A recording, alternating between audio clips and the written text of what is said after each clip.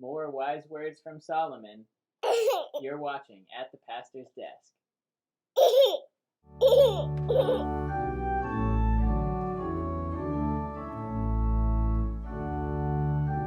Much like chapter 7 of Ecclesiastes, chapter 10 reads very much like a proverb of Solomon, that it lists a bunch of different things.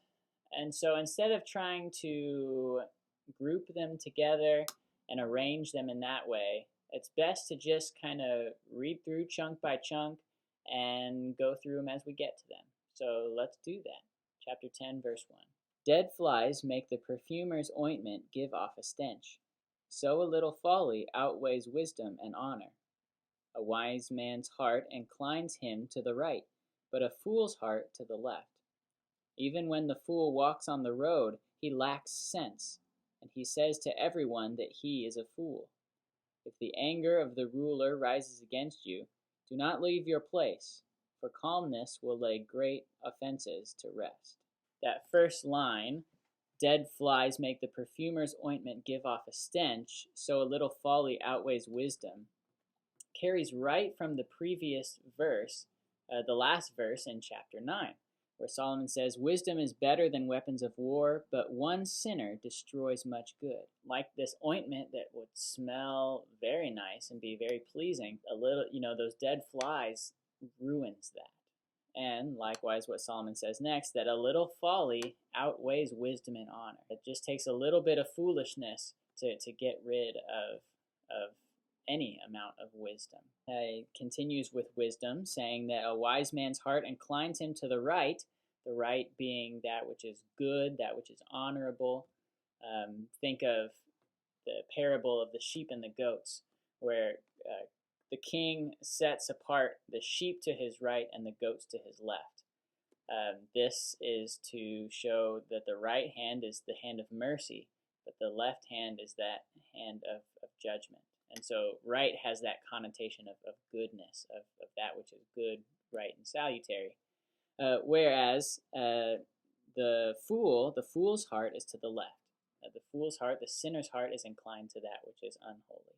The next one, even when the fool walks on the road, he lacks sense, and he says to everyone that he is a fool. Walking on the road, something very simple, something that even a fool should be able to do, and yet here even the fool lacks sense and tells everyone that he's a fool. The foolish person, even in just trying to walk on the road, cannot avoid their foolishness and can't avoid showing others that they are fools. If the anger of the ruler rises against you, do not leave your place, for calmness will lay great offenses to rest. If a ruler is angry with you, it doesn't benefit you to be angry back with them. It doesn't benefit you to leave, because if you leave the king's presence, the ruler's presence without permission, he would have you killed. And so it's best to not get angry with them, to stay where you are. And Solomon says that calmness will lay great offenses to rest. If you remain calm, it makes situations much better than if you react in anger. This is what the fool does. The fool just reacts instantly from his emotions. But the wise person calms themselves, observes what's going on, and is usually able to make a better judgment. There is an evil that I have seen under the sun, as it were an error proceeding from the ruler. Folly is set in many high places, and the rich sit in a low place. I have seen slaves on horses, and princes walking on the ground like slaves. This kind of idea with these verses is something that Solomon has spoken of many times. Again, that which looks like injustice, that the wise, the good people, the faithful people get what looks like evil, and vice versa. Those who are evil seem to prosper. And so he uses this language of those who are fools, they're set in high places, whereas the rich sit low. You'd think it would be the opposite, but that's not the case. He says that he's seen slaves on horses and princes walking on the ground like slaves. That the role is reversed. When you think of a king, the king should be on the horse, the place of power and authority, and the slave should be on the ground. And this is actually very fitting for this coming Sunday, Palm Sunday. Jesus coming into Jerusalem doesn't come on a white stallion ready to ride into the city that he will conquer.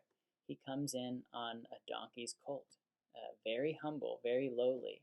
And that, of course, points to what he has come to do. He's come to bring himself to the lowest point, to death for us, for you and for me, because of our sin.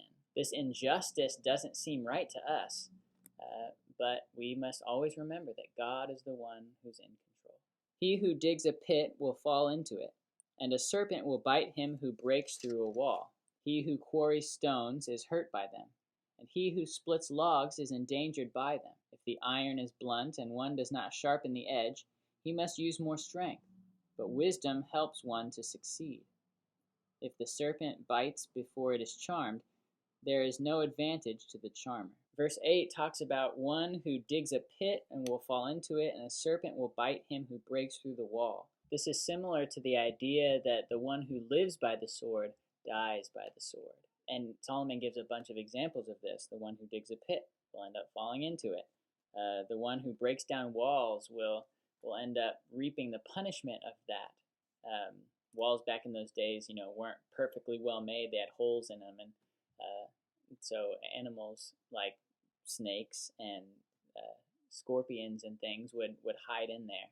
And so one who's breaking down a wall might be punished by that very act.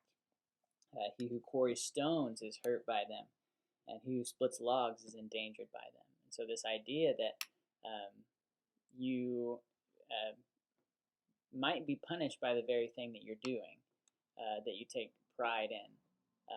And so reflect on that. Look to make sure that what you're doing is good, is pleasing in God's sight.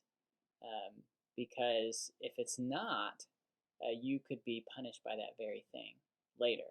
Luther talks about this in the Large Catechism, where he says the thief who makes his living by stealing, God will punish him by means of another thief, by a greater thief.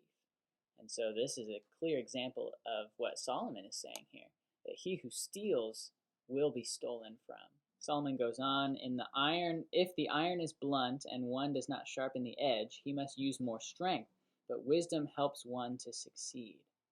So this person is a blacksmith. He's trying to sharpen this blade or axe or whatever it would be, and it's not working, and so he's trying to use more strength on it. But wisdom, Solomon says, makes it succeed more. It makes it easier. And so here, the wisdom is that wisdom can make things easier, make it easier to succeed. Don't be like the fool and just be stubborn and keep trying over and over the thing that's not working. But reflect, use wisdom, be wise in what you're doing so that your toils might be easier and in the end more successful. Solomon says, if the serpent bites before it is charmed, there is no advantage to the charmer. A snake charmer who doesn't have control of the snake that he's trying to use for this show in order to make money would be seen as foolish. If you can't control the snake, why are you doing this in the first place? So here Solomon gives this as an example of foolishness. This is not wisdom. This is someone who thinks they can do this, but they can't. And so foolishness, of course, leads to pain and destruction. Solomon continues in verse 12. The words of a wise man's mouth win him favor, but the lips of a fool consume him. The beginning of the words of his mouth is foolishness, and the end of his talk is evil madness. A fool multiplies words, though no man knows what is to be, and who can tell him what will be after him? Solomon continues contrasting the wise and the fool, and here specifically about their language and how they talk. He says that the words of a wise man's mouth win him favor, but the lips of a fool consume him.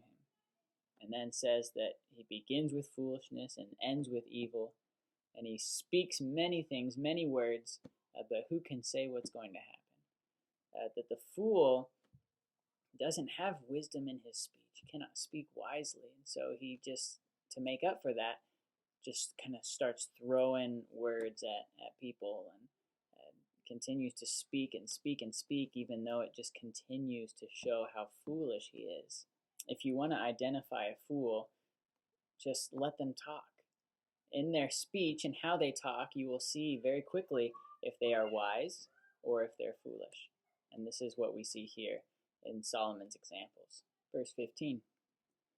The toil of a fool wearies him, for he does not know the way to the city. Woe to you, O land, when your king is a child, and your princes feast in the morning.